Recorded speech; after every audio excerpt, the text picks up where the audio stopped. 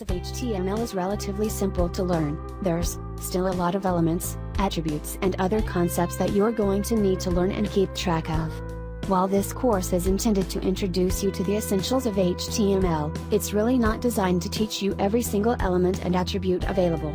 So with that in mind, I want to give you a couple of online HTML resources that can really help you as you begin learning HTML, and can serve as valuable references later on, as you're authoring your own pages. Now we're going to start at the specifications themselves. And this is two documents that you should definitely have bookmarked. So, this is the Web's version of HTML5. You can see they have a latest publisher version. You can go see the editor's draft, if you want to see what's coming down the pipe. And, this is pretty large. If I scroll down, you can see that here's just the table of contents. And I'm not even going to scroll through all of them. They're really, really big. You want to learn about specific elements, you can find them. For example, here's the body element. If I click on this, it's going to jump to that, within the specification. And, I've got to admit, these specifications aren't the easiest thing in the world to read. They're really written for people that make the browsers themselves. So for authors, they're not always that easy. Now, the WHAT Working Group standard can be found at what.org. And this is the HTML Living Standard. You can see they've dropped the HTML5 from it, and you'll see when it's last updated, that sort of thing. Now they have a similar approach. So here's the table of contents. It's formatted a little nicer, as you can see. But it is, in a lot of ways, pretty much the same document. So if I scroll down for example, and click on body, you can see it jumps down to the body element, and it looks very similar. Now again, you get some nice examples of it, but in a lot of ways, these are very technical documents. Now, I don't want to dissuade you from reading these. I spend a lot of time in these specifications. It's going to certainly give you complete overview of how the language works and how it's supposed to function. But, if you're looking for maybe a broader introduction to this or something that's written in a way, more for authors and less for developers of browsers, then there are two sites that I want you to bookmark, and one is webplatform.org. Now this is an open source website that was basically started by a lot of folks at the W3C, and some other people that were looking for better online documentation for authoring the web. So this isn't just HTML.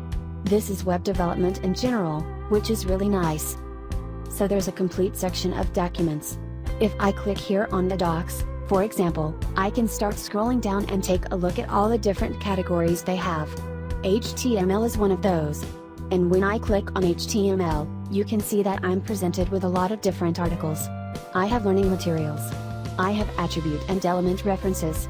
API references for those things like drag and drop, and geolocation. So there's all sorts of information here. If I click on, say, element reference, for example, I'm going to get a listing of all the elements in HTML. And if I scroll down, for example, I can find body again. And when I click on that, I get a little bit more information.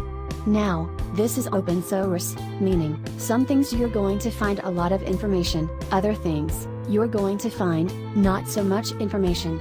These are constantly evolving, so people are adding to them all the time.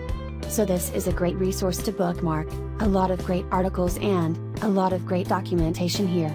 You just need to spend some time with it to kind of figure out exactly where the information is presented in depth. Now another one that I consider to be an absolute go-to reference, is the Mozilla Developer Network. You can find this at developer.mozilla.org. And again, there's more to it than just HTML. I'm just focusing on the HTML reference for right now. So this is their HTML reference. And if I scroll down a little bit, I can see that I have a lot of different articles, guidelines, tutorials.